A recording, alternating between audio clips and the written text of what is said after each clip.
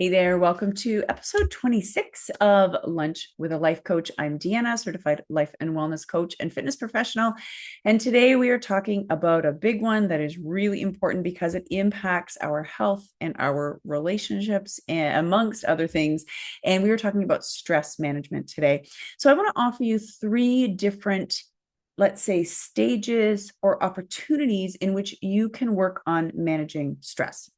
The first is about a proactive approach. The second is in the middle. It's a bit of things to ponder. And then the third is sort of a reactive approach. So, and it's interesting. We often talk about this sort of good and bad between reactive and proactive. But the truth is, we want to be proactive and things still happen. So we have to strategize around how we're going to be reacting when we are stressed. So, thinking about the proactive approach of what are the things that really help you feel more emotionally regulated. So, for many folks, it is making sure that we get enough sleep, quality and quantity. It is making sure that we're well hydrated, we are nourished, we have enough downtime, we have enough rest. Of course, I'm going to say we have enough movement and fitness in our life. And I really want you to think about what of those are some of the things that work really well for you. And I'm sure I missed some. I'm sure I missed some things. One of the other pieces in this proactive approach I want you to think about is time management strategies, because too often we don't give enough thought to, like, what is the week ahead looking like? We almost set ourselves up for really difficult, stressful times because we're trying to smush too many things into our calendar at once. So I would really invite you to think about that. In the proactive, let's say, category, what are the things? As I said, really sleep, nutrition, hydration, movement, time outside, time in nature. What else? I know for me, it's like time with my dogs because they're just awesome, right? And they have an absolute positive impact on stress levels. So it is those things, right? Also, I know time management and energy management, those are things for me, and I know for a lot of the people that I've coached, are components of managing stress. And so it is looking at really being strategic with your calendar and your planning to say at the beginning of your week, let's say, or, for me, that's Sunday. For a lot of folks, it's Sunday. For many people, it isn't. But the beginning of your week, where will you have that fresh start effect, right? Where will you be able to say, these are the things I'm going to do to set myself up for success, to have things at the ready, to have your food organized or your clothes that you're going to wear, or whatever the case is. Those are pieces that can really help in that proactive approach for stress management. Now, what's in the middle? We're going to get to the reactive stuff in a minute. And again, this isn't a bad thing about, you're reacting to stress. It is, how do we react? What are the things we do? So I'm going to pause in a minute, or pause for a minute, I should say. And what's in the middle? I really want you to think about tracking. This might sound so ridiculous, but tracking the things that cause you stress and becoming more aware of what of those things you have control over. What could you do differently, for example?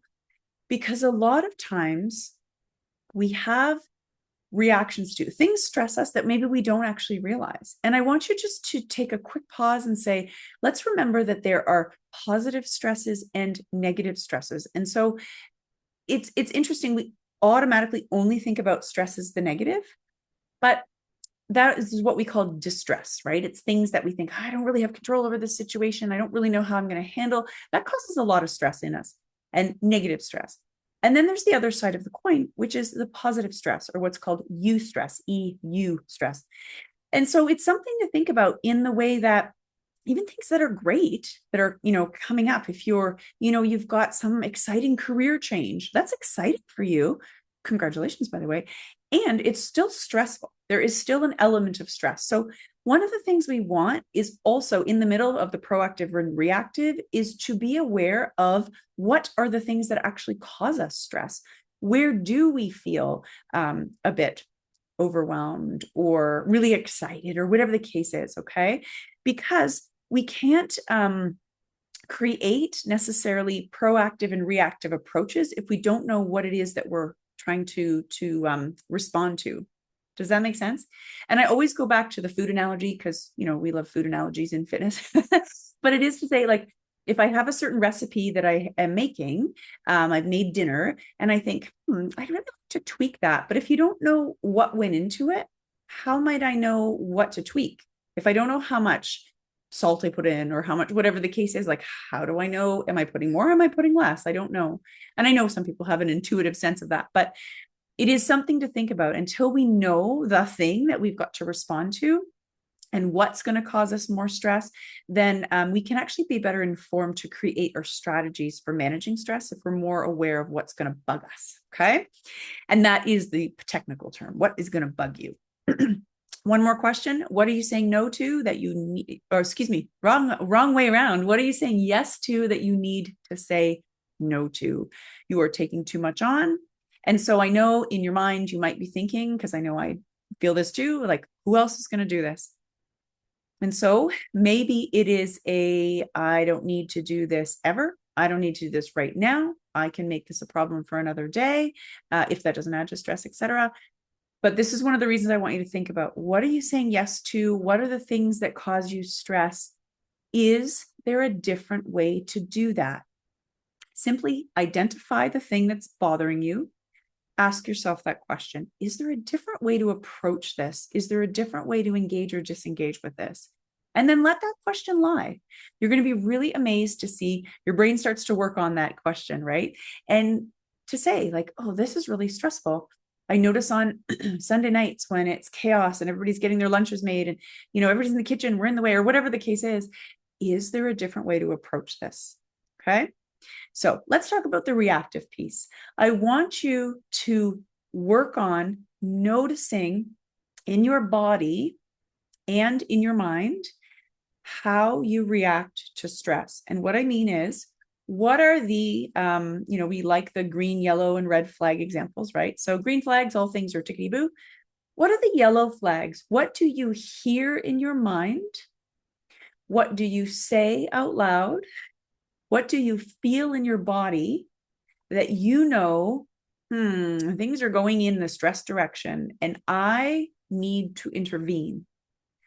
Because too often we aren't aware of this yellow flag area and we get to the red flag and like all bets are off at that point, right? You're maybe shouting at your kids, you're responding in a way you don't want to be responding. And it happens. Forgive yourself, apologize, and give yourself some grace. We're human. What I want you to think about, though, is that red flag moment of exploding had indicators. So what did you miss? What were you thinking, saying, feeling, noticing that you could have said, oh, you know what? I'm on track to kind of that red flag moment. What will I do? If it's a really challenging moment at work or, whatever the case is, to say, like, do I have a chance to step away? Maybe not. Do I have a chance to take a couple of deep breaths? What can I say to myself in my mind instead, right? If you're feeling that sort of spiral of negative thinking or those sort of overwhelming type of thoughts, what can you say to yourself instead? So I just want you to think about, again, the answer is going to be quite different for everybody. But summing up, folks, I really want you to think about what are the proactive approaches that just get you in a better spot in terms of your health and wellness, and that's physical, emotional health, mental health, all those things. What can we do proactively? What in the middle, this middle ground, right? What are the things that you want to track so that you notice? What are the things that bother me? What are the things that I'm okay with, right? And so where do you want to possibly make some changes? What are you saying yes to that you need to say no to, or at least to look at it differently, even if there's not a solution that presents itself in the moment, look at it differently. How can you look at things and respond differently? And then finally, your reactive moments, right? Of what are those yellow flags? When do I know that things are kind of getting out of hand? And what are the strategies that are possible for me to do that? And finally, yes, there are those red flag moments when we are overwhelmed. And in that, what will you do? Do you need more rest? Do you need more help? Do you need more support? Are you asking for help? Are you accepting help? Those types of things. Okay. As always, if you have comments, questions, concerns, message me, Deanna at deannalangfordcoaching.com. And as always, I am cheering you on and I will see you soon.